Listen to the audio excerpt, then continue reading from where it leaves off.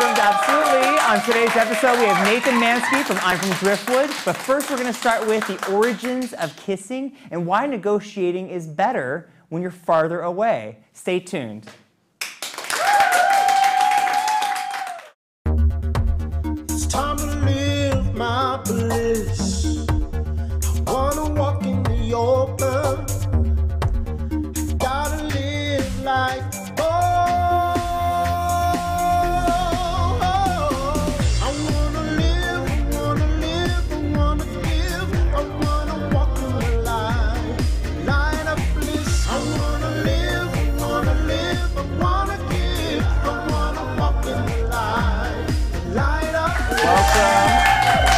Welcome back to Absolutely. We're very glad to have you.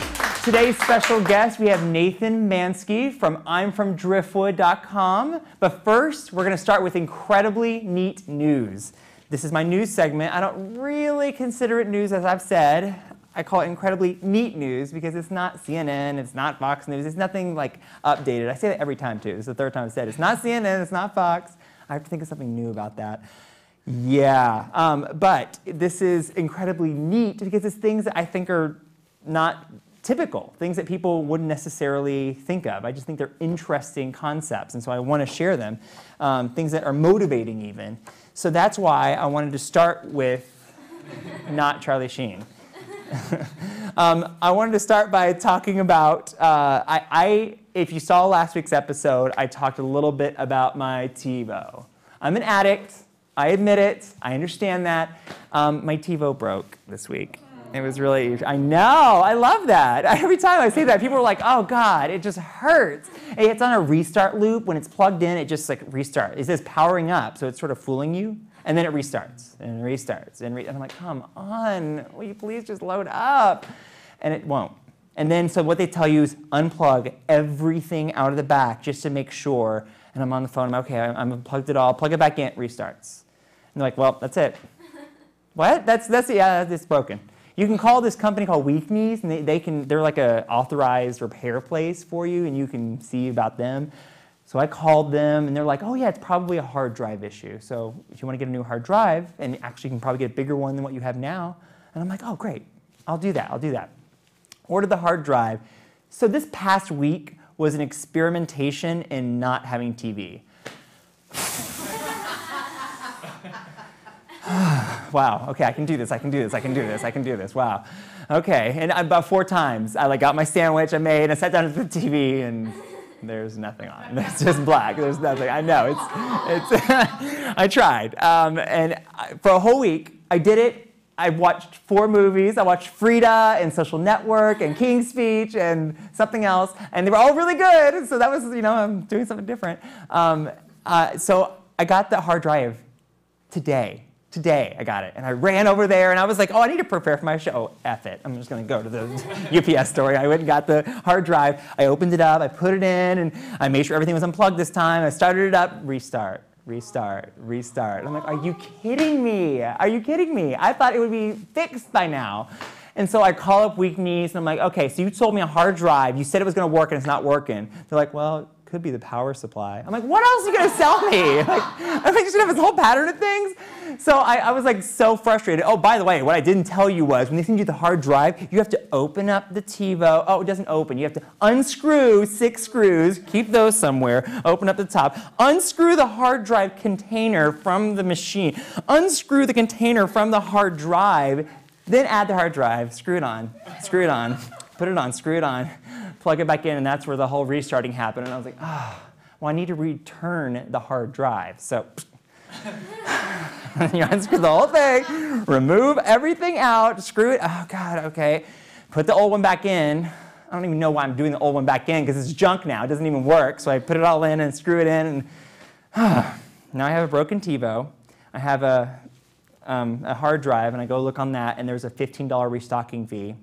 So there's no possibility of making that free. So I'm like, okay, I packed it up, whatever. And I'm looking at that TiVo, and I'm ready to throw it. Do I throw it? No, okay, I'm not going to throw it. I'm going to put it down. I'm going to plug it in, and it loads. With the original hard drive, it starts working. I have no idea what, after all of that, after a week without TV, it starts working. And so I plug in the cable cards, which give it its power, and that's what caused it. When you put the cable card in, it starts looping. And so I'm able to put in one cable card, and for those TiVo people out there, that means I can record one show at a time. But if there's 2 shows at the same time, I can't record both of them. So this week I have to make choices. I have some deep choices to make, and I don't know how I'm going to do it. But I know the reason I got my TiVo working is because this past week, people ask me a lot about, acting world. I did my first job as a background person. There's a new pilot coming out. I don't know if I'm allowed to talk about what it is. Georgetown. That was probably really loud in the mic. So it probably wasn't really slick when I'm coughing into the mic. And I was an extra. I've never done this before. It's actually they tell you it's a 10-hour job, that you can't schedule anything during your day, and that it's going to be from, for example, if it starts at 8 p.m., it's likely going to end at 6 a.m. minimum if they finish the scene. And I had never done that before, and my time was an 8 p.m. shot. It was a high society event, so I had to wear a tuxedo, and I was holding it was props, is what they called it. It was a glass of champagne or a martini, and I just had a rocks glass. You got to pick your prop, and then you couldn't drink it. So I know, it was water, or iced tea is whiskey, or they have apple juice or grape juice for white wine, and you're just standing there in the back. So if you've seen these shows, you probably heard when they're in these scenes, you hear the noise of talking in the background. This is what really happens.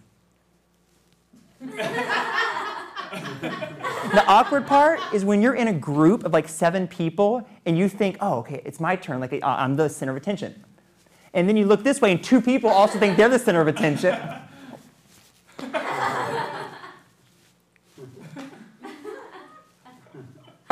It is so awkward. It is so weird.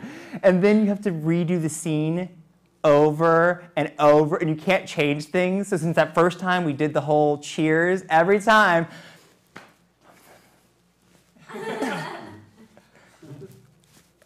and so I do that for 4 hours of one scene, just over and over and over and over and over. Oh my God. I don't ever want to do it again. But you should watch it because I was one of the guys that moves. So James, if you can put on camera 2, I'm going to show you what it's going to look like. And you just keep the camera still, all right?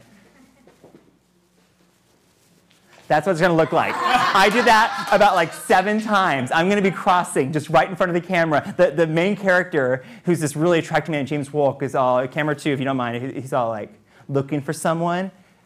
And then there's me, just right in front of him. So look for me. I'm going to be there. And then I'm also very planning all this. So I went and found, he does this walkway. I went and found where he ended the walk. So I went to the group that's right next to it, and I'll stand next to the group.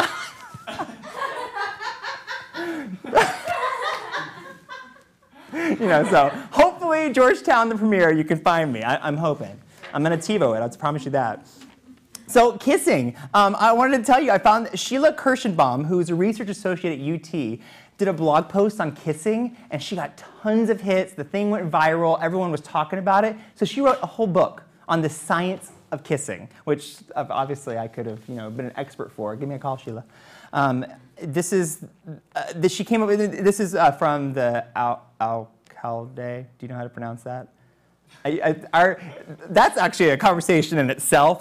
The University of Texas alumni newsletter magazine is called the ALCALDE, Alcalde. I don't even know how to pronounce it. That's embarrassing. And I went to the University of Texas at Austin, where the highest educated people come from.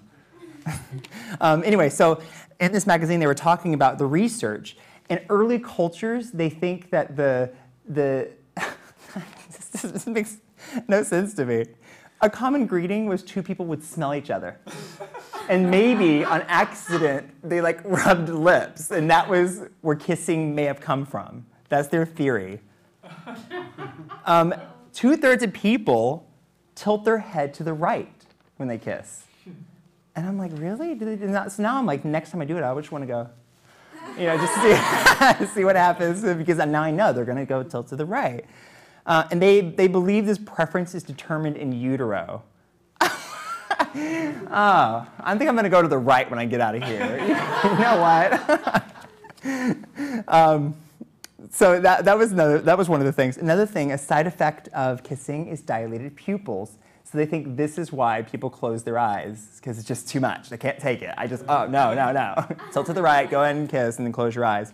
A passionate kiss can give you the same high as dopamine, stimulating the same part of the brain as a line of cocaine. So I'm not making this up. So if you have ever been offered a bump, turn it down. Just say, no, thank you. I'll just kiss you instead. That's all you have to do. Just make out with them. Side effects, because this is like a medicine thing, can include loss of appetite, sleeplessness, and addictive tendencies. Levels decrease over time as we become accustomed to our romantic partner. So the suggestion is keep changing your partners as much as possible. So I thought that was great. So the UT Psychology Department, this is another thing I found interesting, that non-face-to-face negotiations result in more beneficial outcomes mutually between the two. And the further you are, the more likely that you're going to agree on something. So if you ever start fighting about which way you're going to turn your head, just get on the phone whenever you're really traveling far away and you'll resolve it really fast. I just thought that was interesting. Marlone Henderson is an assistant professor there that discovered that. The greater the distance. So if you want someone to agree with you, leave and then call them.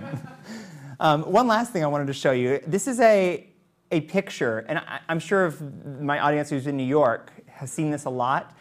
This is a trend, I think, that's happening on like these ads. It's the word mustache is written as a mustache on these ads, and I don't know why. One of the things I always want to know, and the same applies for whenever you're going to the bathroom, who brings Sharpies with them everywhere they go? Who always has a Sharpie in their pocket, and they're just like, oh, this is the perfect time that I can just put right out mustache. So that's the news for today. I appreciate you listening to that. Coming up right after, please, if you have any pictures or anything you want to send, you can actually follow me on Twitter at AbsolutelyTV and send pictures that way, or you can email us at absolutelytv@gmail.com. Right after these messages, we'll be back with Nathan Manske, so stay tuned.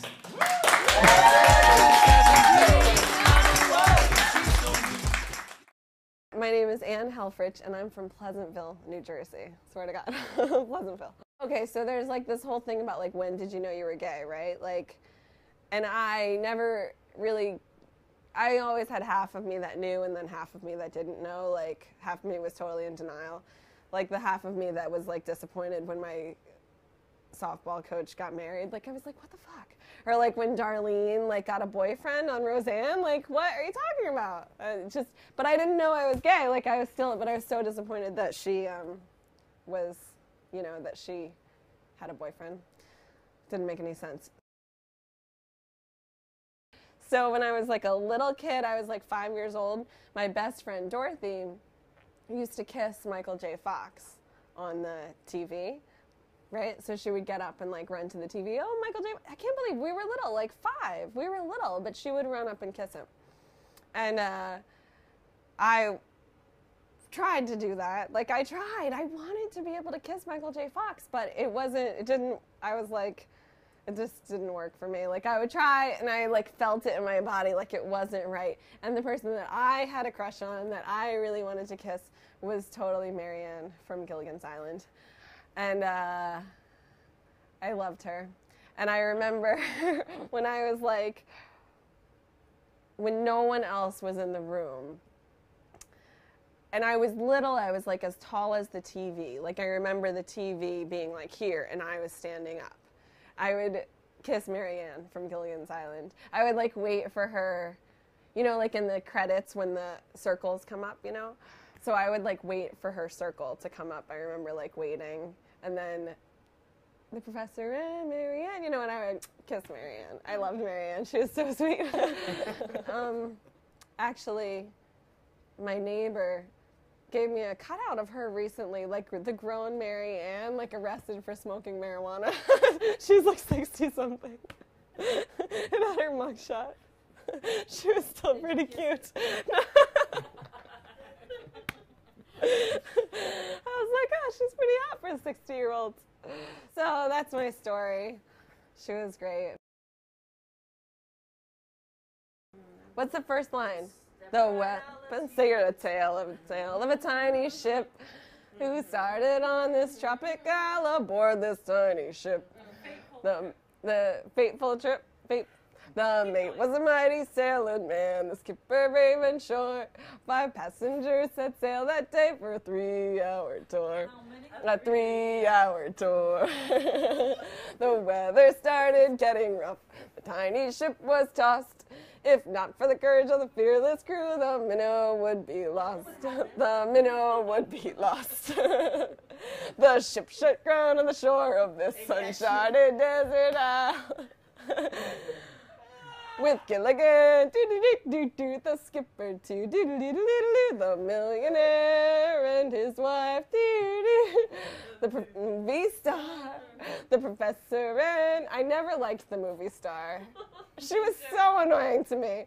The professor and Marianne, here I go again. You know, you have to wait through the whole thing to get to that one like moment. I loved her. Welcome back. I want to welcome our very first guest, Nathan Manske, who is the creator and founder of I'm From Driftwood. Please welcome Nathan Manske. Come on out.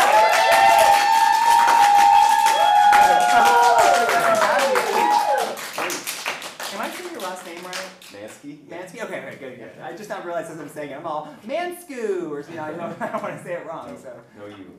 Welcome. Thanks. Absolutely. I'm so glad you could be here. This has been a while in coming for me. I wanted to get you here, so I'm very glad. I made it. You could be here. Yes, thank you for showing up. Thanks for having me. Yeah, absolutely. I'm honored. So we just saw the video of Anne doing the Gilligan's. Yeah. I love the ending of that, where she sings the whole song, trying to get to the part where Marianne, is that right? Yeah. Marianne is. She shows the kiss. That is too loud. Tell us about what I'm From Driftwood is about. What is the?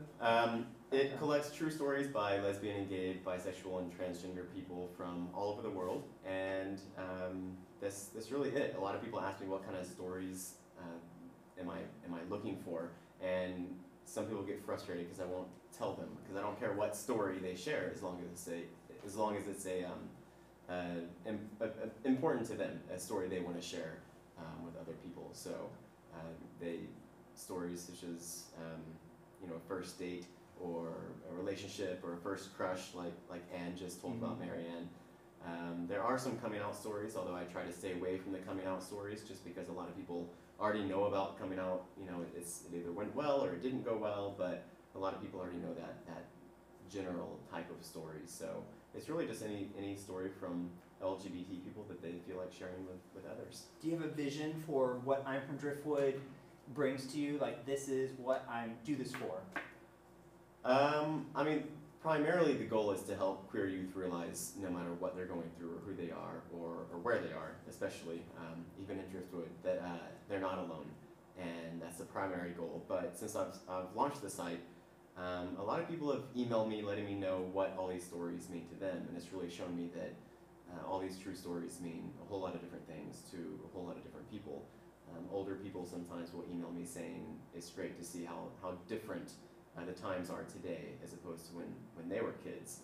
And straight people email me and say, wow, I've never had a real honest glimpse into what being LGBT really is. And all they see is what they see on TV. So, Where did the title I'm From Driftwood come from? Well, the inspiration came from Harvey Milk. I saw the film Milk a few years ago, or a couple years ago. And I was thinking about this photograph of Harvey Milk in the San Francisco Pride March, and he's holding a sign that reads, I'm from Woodmere, New York. and I was wondering what that, like, who cares? You know? Right. Who cares where you're from? You know, not to be rude, but and especially this town on Long Island that I'd never heard of. And so I just got to thinking about that, and what that said to me was that he's not from San Francisco. He's from this town, like most of us are really. And myself, you know, I was thinking about this in Brooklyn, in New York, but I'm from Driftwood, Texas, which is a small town outside of Austin. So what that really ultimately said to me was that LGBT people are everywhere, and no matter where you are, if you're LGBT, that you're not alone out there. So, what was your experience? Speaking of Driftwood, I'm curious. I mean, were you the may I call you gay? Is that how you identify? Would you say yes? Yes. Yeah. Were you the only gay person that you knew growing up, or was there like suspected others? No, I mean I was definitely the only one that I knew. We were fairly secluded a little bit where we grew up, and you know, years later you start finding out who's gay or lesbian, and it's like, oh, that kind of makes sense. But you know, you grow up with people, and you don't think about it. You're wishing, I hope the football player is. I hope he is. Please. Well, all the people that I know are gay were you know, fairly flamboyant and really out, and not out in school, but you know, looking back, it's like, yeah, it makes a lot of sense now. But I don't know any athletes or more, you know, straight gays that came out. I know one of I probably shouldn't tell the story, but I'm going to anyway. I had a football player from my high school who hit on me during like my first years of college. We didn't go to the same college, but he would call and he would ask about, you know, hey, you want to come over to my town and hang out? And I was like, what? You're a football player. That's amazing. I love this. I need to get him to submit to your site. Yeah, that'd be great. But he was in choir. I guess that was probably about that. When did you start I'm from Driftwood? We just had our 2-year anniversary. Congratulations. So thank you. Thanks. It was March 2009 that I launched it. I thought of the idea in December 2008, and then it took a few months and a lot of help from friends to get it launched and off the ground. And yeah, launched it in March 2009. So it's been going for just over 2 years. Speaking of people that helped you, it just occurred to me that in the front row here, Rafi is also one of our, he helped you, right? He helped with a whole lot of the tech side of it. So. Thank you for doing that, because we're very grateful to have I'm from Driftwood. So that's awesome, wonderful. I just outed you that you're here.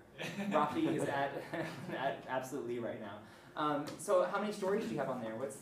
It's getting close to 1,000. We, you know, when we first launched it, we had a big surge in stories, and we keep getting little surges here and there. And we started doing video stories soon after we launched the site. My I guess business partner, and that sounds so formal, my very good friend Marquise. And business partner. Right. He came up with the idea of filming people telling me their story, and he films it, edits it, and uploads them to YouTube, and then we post them on the site. And so we have over 100 of those on the site now, and another 140 or so waiting to be edited. So that is incredible. Yeah. So I mean, do you have too many? I mean, are you in a place where? No. Okay. Well, Marquise would say yes, but no, we're still looking for more, especially written stories. We have a lot more. We have a well of written stories. I mean, of video stories, yes. But we're always looking for more written stories. So if anyone wants to share their story, you just go to the site and click submit your story, and it comes right to me. So great. Oh, well, speaking of videos, I want to show. We're going to go to commercial now, and at this commercial, right before this commercial break, we're going to show you another story. This one is I have it on my other sheet. It's not Sam. It's the other from Brandon, from Missouri, whose name I forgot. Ashley. Ashley. Yes. This is a story from Ashley. So take a look. I'm Ashley Jackson. I grew up in Brandon, Mississippi, but I live in Jackson, Mississippi now. I was seeing a woman when I was 21. She was a good bit older than me. But, you know, I was telling myself I'm not really gay. I just like her as a person. And I was seeing a guy at the same time, and they both knew about each other. But I was kind of going through the motions with him, obviously, and I really cared for her, but it was a very unhealthy relationship. On my birthday, which is Christmas Eve, I had been out with friends and they were buying me shots and it was great. And the girl I was seeing came to one of the bars I was at and she's like, oh, I'm going to take you to go see a friend. It's going to be great. And I was like, oh, I'm really close to home. I've been drinking a lot. I should just go home. And she was like, no. And she convinced me. And so I went with her. And we ended up having a huge argument because she was upset that I was seeing the guy. And I ended up attempting to drive myself home, which I should not have done. You know, I was like, you know, yeah, people get in accidents, they have DUIs, whatever. That's not going to happen to me. That only happens to those other people that are complete idiots. And, you know, that won't happen. I passed out driving on the interstate. I was not wearing a seatbelt, and I fell into the passenger seat as I was driving. And I remember telling myself, okay, Ashley, you're driving, you need to get up. And when I did that, I used my left hand on the wheel as leverage to pull myself up, and I did that. And I jerked the car to the left and it went over 4 lanes on the interstate and smashed into a concrete guardrail. I don't know how long I was there. I don't know who found me. But I ended up in the hospital for over a week. I had shattered my left ankle. I had 50 plus stitches in my face. And I had to move back in with my mom.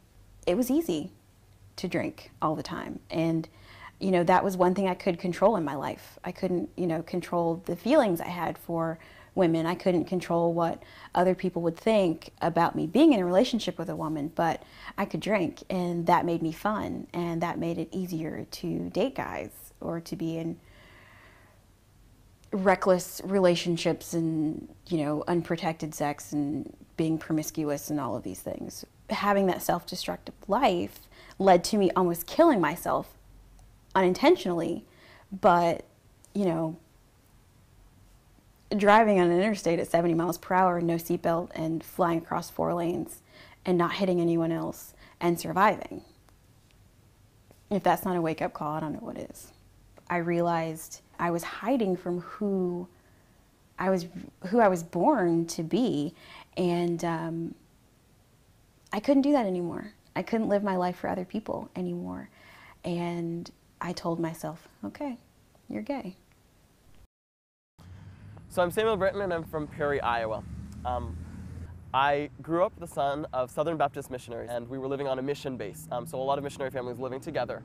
And the way I like to say it is that sin entered the building. A playboy got onto the campus, and so of course all of the middle school boys my age, it was perfect because we'd been limited to like censored PBS for most of our lives. It was, you know, heavenly. And I thought myself so righteous because it didn't affect me at all.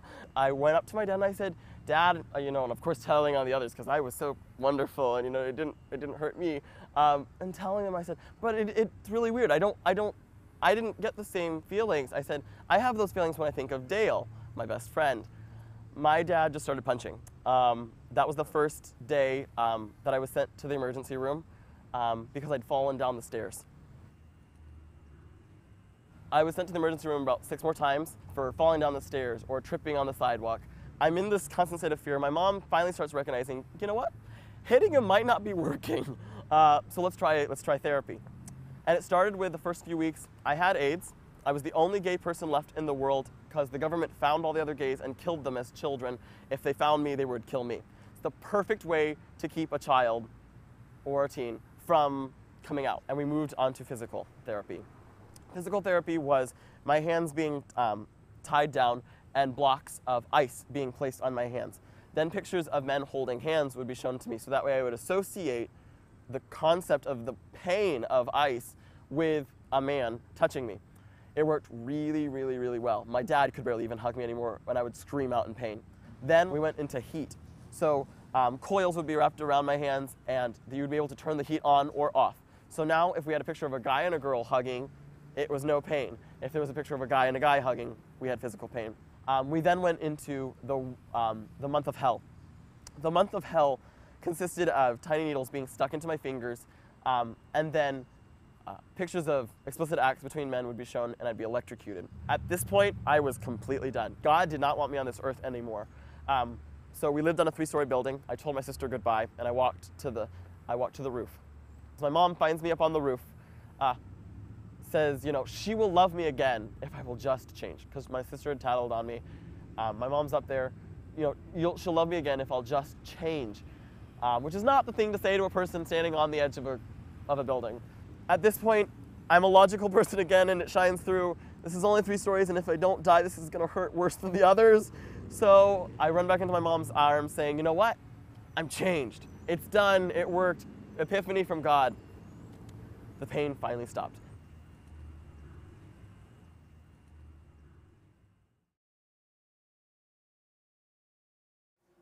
We're back at Absolutely. We just saw Sam Brinton from Perry, Iowa give his harrowing story. You just saw part 1. There is a part 2 that's on imfromdriftwood.com, so please check that out. But I mean, hearing that, shocking. I mean, just it makes me sick. My energy changed just watching that. I mean, what did you know when you were interviewing people these kind of stories were coming out? I mean, no, the way it works is we just meet them. They express interest in sharing a story, and we schedule a time and a place to meet. And we sit down. I tell them, you know, start with your name and where you're from, and just jump into the story. And that's exactly what happened with Sam's story. And it took me a few seconds after he started talking about the abuse, and because his personality, as you can see, is very bubbly and upbeat and optimistic. He was laughing about some of these things where I was like, oh, that's.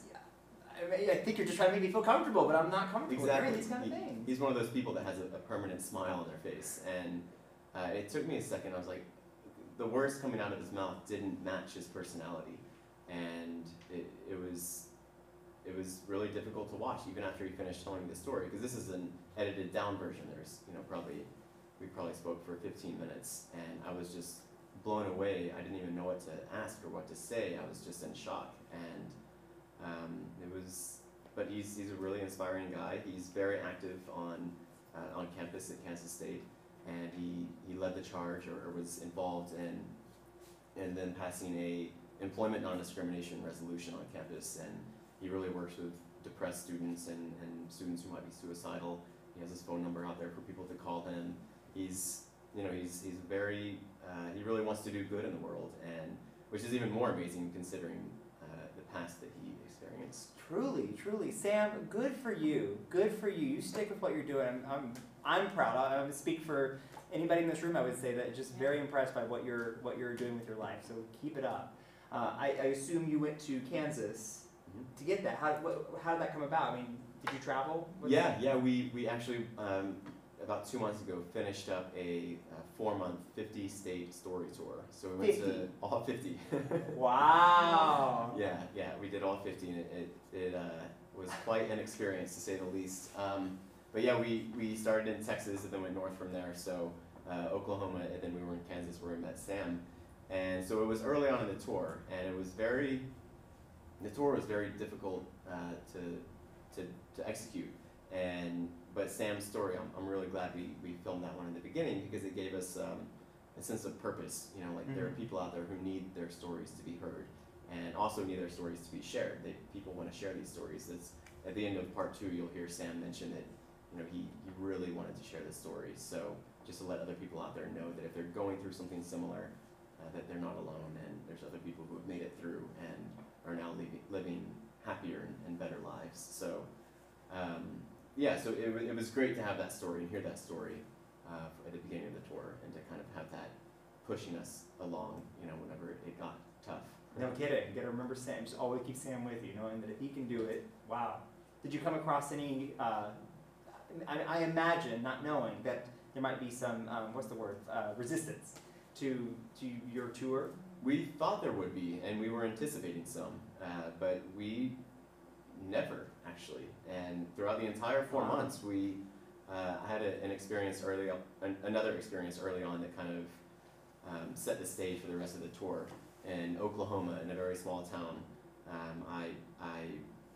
somebody made a comment about race. Marquise is black, and somebody made it wasn't a racist comment, but it was talking about him being black. And I was like, oh my God, what are we doing? You know, maybe this isn't the best idea. Like, we're really hitting some pretty conservative exit states, doors, you know? every time you go. And there. Yeah, and I had an opportunity to tell that these older people that, you know, were on this gay tour, and I didn't. I got kind of scared, and I didn't say anything. and I was kind of beating myself up over it, like that was an opportunity to teach and inform people that gay people are everywhere. So as I was beating myself up, we went into a little place to get some postcards, and I said, I'm not going to do that anymore. Like the rest of the tour, if somebody asks or if it comes up, I will let them know what we're doing. And sure enough, like 5 minutes later, I was put to the test on that. So the owner of this little small shop asked us what we're doing, and I told him, and I said, we're on a tour collecting gay stories, and we were just stopped in town and looking for a postcard, and he kind of smirked, and he was like, well, I'm not gay, but I'm a photographer, and there's a lot of gay people in the art world, and we had a great conversation. He ended up donating some of his photographs to use as postcards, and he gave us some gas money. Wow! So it was another great experience to have early on, and that really set the tone of the way people welcomed us in small towns and cities all across the country. So I'm glad the pattern, does that say something to you from your experience from this tour? Has it changed what your perspective was or what you expected? Yeah, I feel really good about where our community is throughout the country. I know we're struggling. I know there are a lot of tragedies and still some abuse, suicides and bullying. I know there's a lot of bad things happening. But after the tour, I really do feel good about where things are headed. In small towns, there are communities and support systems everywhere, and our community really seems to do whatever it takes to create that support system. Mm-hmm. And Alamo Gordo, New Mexico, which is this small town, as no one's heard of it, and I hadn't either until we were there. They, in order to have a PFLAG meeting, they would meet in a thrift store. So they didn't have a specific space, but they all met at this thrift store that was owned by a gay owner, and they just rearranged some furniture. And it's like, okay, this is our meeting space today, but it really just goes to show that no matter where you are, I know there's a support system out there for you. So just get out there and find it, because they're all out there. Is there a book that you have coming out? There is. What is it called? It's called I'm From Driftwood. I'm From Driftwood, and you get details, is it at your website? Is that right? I should have asked before. That's right, think of it. Just go to onfromdriftwood.com or onfromdriftwood.com/book, and there's a button on there, and you can buy it. It's a collection of the best stories from the site. There's 51 of them, and they're broken up into different chapters, different topics like coming out or love and relationships. Some stories before 1970, like the earlier days. Mm-hmm. So yeah, you can find it all on the website. And if you get new ones, are you thinking about a second book? Yes, I would love to. That would be great. Annual editions even, so we'll see. Oh, that would be incredible. I think you absolutely should. Annual editions, yes, exactly. That'd be great. Is there an end time for you for I'm From Driftwood? No. I think it's. I hope it'll be indefinite. Because the stories, our whole community keeps shifting and evolving, and already, Don't Ask, Don't Tell is now history. So it's like, because I have a lot of Don't Ask, Don't Tell stories, but now it's like they are a part of history. Right. And so it's soon gay marriage will be legal, and that'll be part of history. So as long as the community and society continues to shift and evolve, I think there's a need and want, I hope, for collecting our stories. Right. Thank you very much for sharing this part of it. We're going to go to commercial, and we're going to have Ray here. It's another story from I'm From Driftwood, so take a look at this. I'm Ray, and I'm from Southborough, Massachusetts, and I'm transgender. Growing up, I didn't necessarily know that I was male identified, but I liked to act male. I liked to pretend I was male. In the pretend games you play when you're little, I was always the boy, and I liked it that way. As I grew older, I'd really tried to mask it, and that made it harder to transition later on, because people were a little more hesitant to recognize what I was able to see. They would say, well, you acted like a girl, when I was able to say, yeah, but I didn't feel like a girl. I had just heard what being transgender meant, and it was this epiphany moment of, wow, that's an exact description of how I feel. And I was in the car with my mom, and I turned to her and said, "Mom, I want a haircut," because I had hair down to about here at that point. And she said, "Okay, we can get you a haircut." And I said, "No, Mom, I want my hair cut, like, short." And she said, "Oh, that's fine." And I said, "Well, can I have a boy's haircut?" And she said, "Yes." And I said, "Good, because I want to feel more like a boy." And then I think I clapped a hand over my mouth because I couldn't believe I had just said that out loud, because I was just starting to acknowledge this to myself, and to say it out loud, especially to another person, meant that it was real. My mom turned to me and said, "Well, do you feel like a boy?" And I said, "I don't know." And I think I started crying, and I got angry and really confused. It was a process. They started calling me Ray, which was my male name. Then they started using male pronouns, which took a long time to train them to do that, because they'd known me for, obviously, since infancy. And then finally, one day, we were in the ER. I had passed out in school for whatever reason, I don't remember. And she was talking to the receptionist, and the receptionist said, "Oh, what do you need?" And my mom said, "Oh, my son passed out." And I just sort of turned and stared at her. And she just smiled at me, and that was just the final step in knowing that my parents had really accepted me for who I was, and that it was real, it was happening, and I could be who I wanted to be.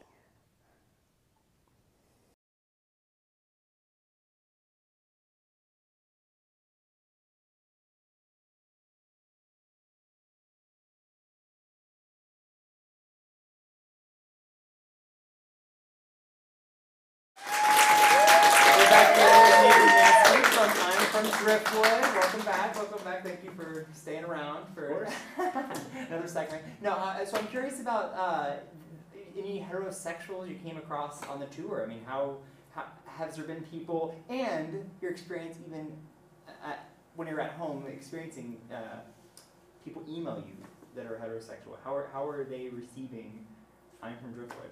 Yeah, we really try not to be too heterophobic on the tour. It was great. Like I talked about earlier, the straight owner of that place that kind of turned out to be this surprise ally, and that happened a lot on the tour. Anyone who asked, gas station attendants, car mechanics, anyone, and I would tell them, and they were just all saying, safe travels and great job and whatever. And but we also got stories from a lot of straight allies, and we saved a lot of P-flag members, a lot of just straight parents and of supported parents of LGBT children. But yeah, that's. We also had a straight driver, so we were the straight person 24/7. My straight oldest brother was our driver on the tour, so that was a nice touch. Did you drive to Hawaii with you? Yeah, we got an underwater car. No. We flew there, and he actually couldn't make it to Hawaii or Alaska just because we didn't raise enough money.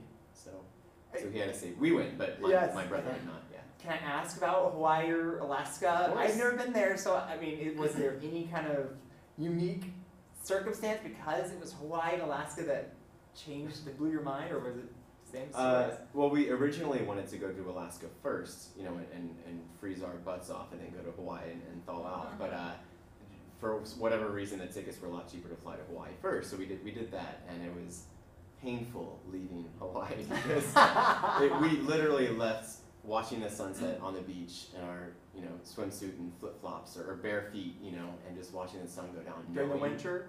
Or was it was mid-November. Ooh, wow. So we knew what was waiting for us in Alaska, and you just see the sun going down, and it starts getting cooler being 75, and it was just like no. And we had to go back to where we were staying and get our bags and walk with our heads down to go to the airport, and it's like everything in the airport is like, you know, aloha and happy, and it's just like, and it's like a midnight flight, so we got to Alaska, Anchorage, and Wait, from Hawaii. Literally from Hawaii, from Honolulu to Anchorage. Oh no! Yeah, No. So we slept a little on the plane and arrived in Anchorage, snow-covered airport, and Wow. at like 5:30 in the morning, and it was really surreal. You know, still like sand on us from the beach, and as you walk out, and it's like, oh my god! Like, how do you even pack for the plane? Like, do I take a coat on the plane, even though it's like 80 right now in Hawaii? But Alaska actually turned out to be one of my favorite states because I didn't know what to expect. I didn't have any preconceived idea of what it was. And the people there were so incredibly nice and tight-knit and would talk to you on the street, and it was really just amazing. And we stayed mostly in Anchorage and then drove up to Wasilla, which is about half an hour. I know Wasilla. I've heard of that place. Yeah, weird. Sarah something. Sarah Yeah, Silverman. Maybe Sarah Silverman's from there. Did you see her? Did you go to her We house? We did not see her, but we did go to her house. Did you leave a little story from I'm from Driftwood? No, we actually we try to keep On From Driftwood apolitical because I really want to build a bridge to the straight community and the even conservative community, saying this is what our lives are like. So I try not to get too political, but we couldn't resist at least going to look at it. And but while we were there, we did get some stories from Wasilla, from some gay teens, and just to show. I mean, Wasilla obviously, and Alaska in general, has this conservative.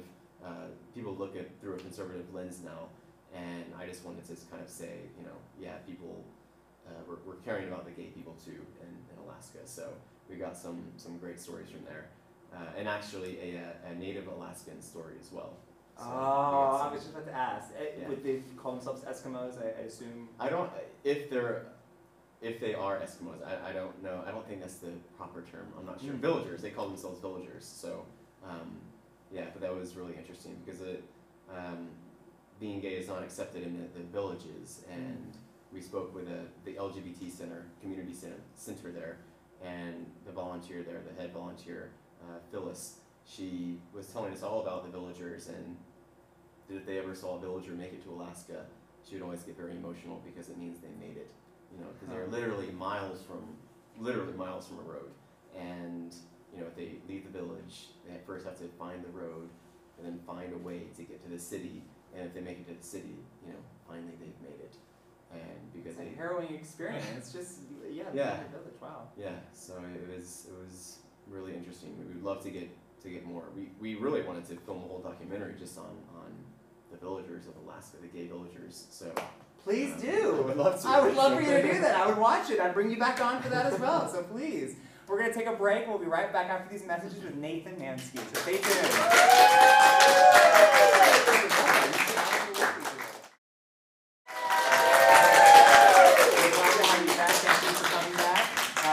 Nathan Manske, very much for coming. I really appreciate you being here.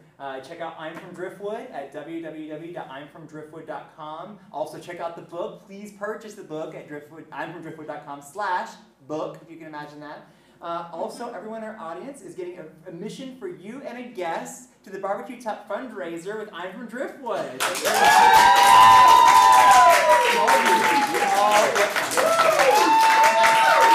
be right back after these messages. Please stay tuned. Thanks for sticking with us. I wanted to for this Truth of the Day, one of the things that has really touched me this past week was the idea of any problem you come across. The difference between someone who is successful, that I found to be true, and someone who keeps losing or gives up or says, I can't do it, is when they see a problem as a problem. What I found to be true for me is that when I see a problem, I've learned to look at that as an opportunity. Every time I have a problem, I say, what can I learn from that? Every time someone challenges me and says, what you're doing is wrong, I'm saying, well, what's the opportunity? What can I learn from that? How can I turn that into something better? And so I encourage the same for you. If you ever see a problem in your life, look at that as an opportunity to take your next big step. I want to thank Nathan Manske for coming today. I'm very grateful for him being here, and I'm from driftwood.com. Check that out. Also, please check us out on Twitter, Absolutely TV. Check out our Facebook page. It's facebook.com/Leigh Cambry fan page. Check out the email us. Any ideas you have, absolutelytv@gmail.com. All of this information you can find on my website at leighcambry.com/absolutely. Before we go, I also wanted to share one more picture that I should have shared earlier. This is a gift that Rafi made me and turned me into a unicorn.